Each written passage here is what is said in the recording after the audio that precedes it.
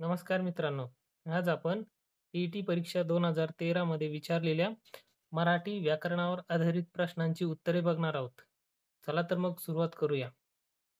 मराठी व्याकरणावर आधारित 31 ते 35 एवढे प्रश्न उतार्यावर आधारित होते.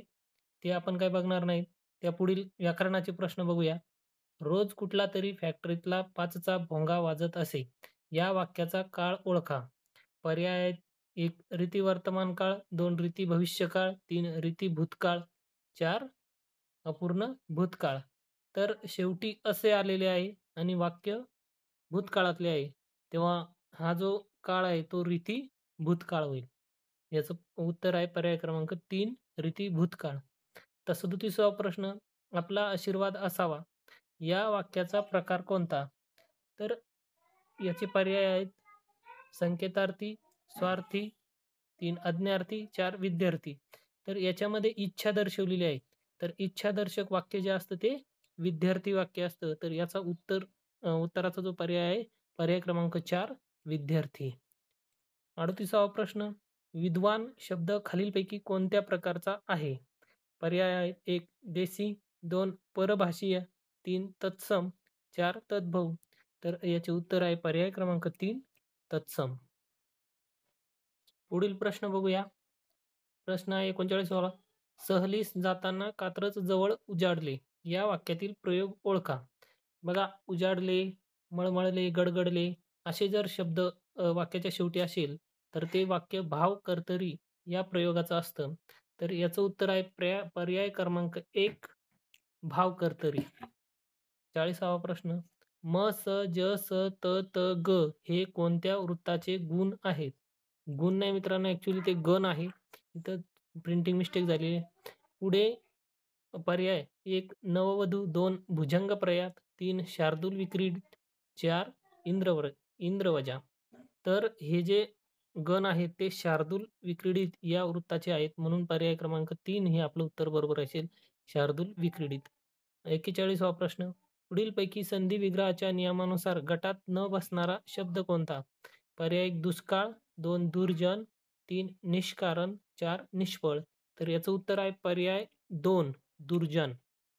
42वा प्रश्न, नागनाथ कोतापल्ले यांच्या पुढीलपैकी कोणत्या साहित्य कृतीला राज्य शासनाचा पुरस्कार प्राप्त झाला आहे? 1 मुडूस, 2 राजधानी, 3 गांधारीचे डोळे, 4 ज्योतिपर्व. तर आपलं उत्तर आहे पर्याय क्रमांक 1 मुडस. 44वा प्रश्न, जयंताने मध्येच विचारले, कोण होते? या वाक्यात किती विरामचिन्हे आली आहे? पर्याय 1, पर्याय 2 2, पर्याय 3 3, पर्याय 4 4. तर याच्यामध्ये बघा, एक स्वल्पविराम आहे आणि एक एकेरी अवतरण चिन्ह आणि एक प्रश्नचिन्ह, एकूण 3 विरामचिन्हे आलेली आहे. तर याचं उत्तर आहे पर्याय क्रमांक 3 3. 45वा प्रश्न, पुढील शब्दाचा समानार्थी नसलेला शब्द ओळखा. अश्व, वा पर्याय 1 वारू, 2 हय, 3 तुरुंग, 4 शाखामृग. तर याचा जो समानार्थी शब्द नाही असा तो आहे शाखा मृग. पर्याय क्रमांक 4 हे आपलं उत्तर असेल. पुढचा प्रश्न बघूया मित्रांनो. पुढील म्हण पूर्ण करा. पदरी पडले झोंड, टिंब. पर्याय क्रमांक 1 हसून केले गोड, 2 रडून केले खोंड, 3 हसत झेललेली धोंड, 4 मारून केले गोड. तर योग्य पर्याय आहे आपला पर्याय क्रमांक 1 हसून केले गोड. 52, ज्या सामाजिक शब्दात दोनही पदे महत्वाची नसून तिसऱ्याच पदाचा बोध होतो असा समास कोणता? पहिला पर्याय अव्ययी भाव, दुसरा बहुव्रीही, तिसरा द्वंद्व आणि चौथा तत्पुरुष.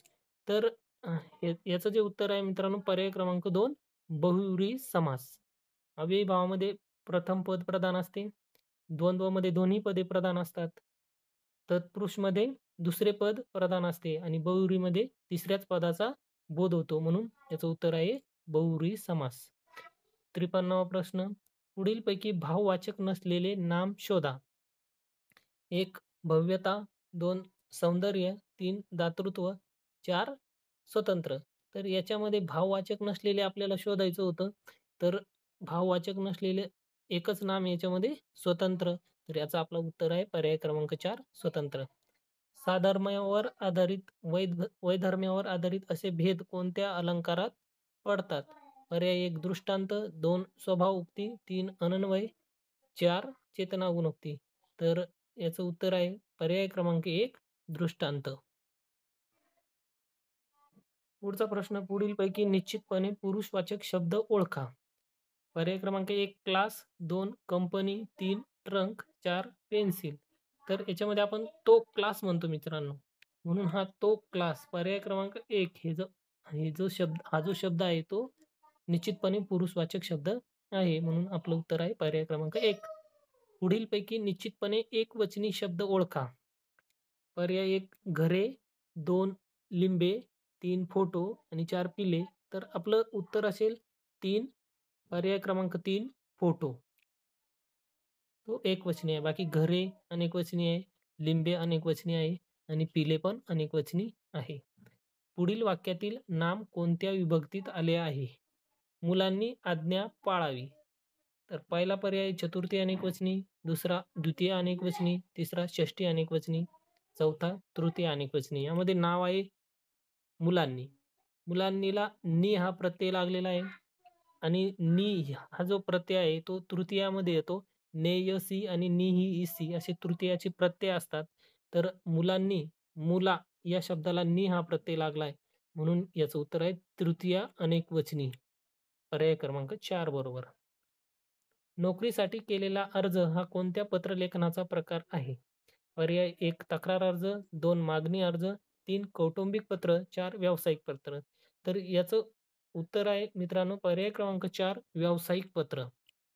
नोकरीसाठी आपण अर्ज केला तर ते व्यावसायिक पत्र असते. पुढचा प्रश्न, पुढीलपैकी कठोर व्यंजन कोणते?